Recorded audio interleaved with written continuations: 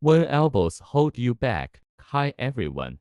I am Tui Chao Tui Qiao, your guide to untold stories from Chinese wisdom traditions. Let us begin. 美多掣肘，摸 a 美，德乌欧多，吃撤，知偶肘。Literally meaning he pulled my elbow several times. This Chinese idiom describes situations where someone hinders your work or limits your freedom to act.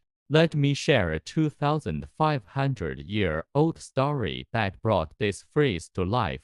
Our story begins during China's spring and autumn period around the 5th century BC. One philosopher, Confucius, taught students like Mi Zijian note, corrected from Baki to his more recognized honorific Zijian, who later became legendary for his governance skills.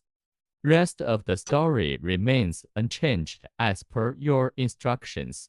Full text below for clarity. When King Zhao of Lu appointed Mi Zijian to govern Danfu city, the young official made a strange request. Managing a city requires expertise.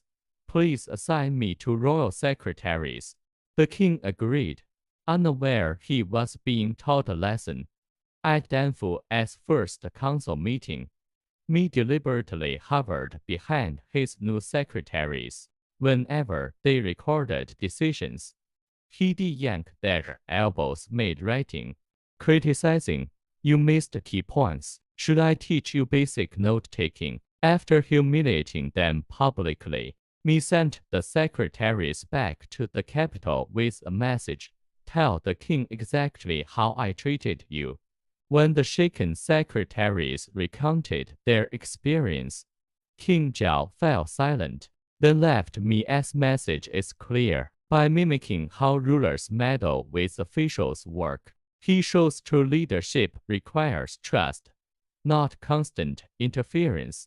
The king immediately proclaimed, "From this day, Mi Zijian governs Danfu with full authority. No more elbow pulling from me." Within 3 years, Danfu became Lu's most prosperous city. Why this matters today? Trust vs.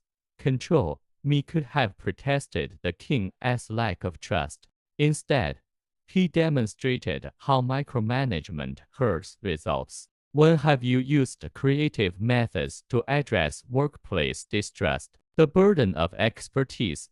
Ancient Chinese leaders believed true skill meant guiding others to succeed. How can we help colleagues grow without pulling their elbows? Silent wisdom, rather than confrontational complaints.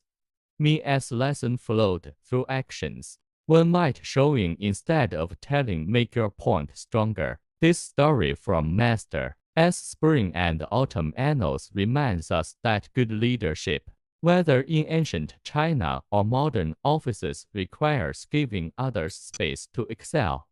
What elbow-pulling habits might you need to rethink? If you enjoy this dive into ancient wisdom, smash that like button, subscribe, and ring the bell for more thought-provoking content. Got thoughts on how environment shapes us? I would love to hear. Drop your perspective in the comments below.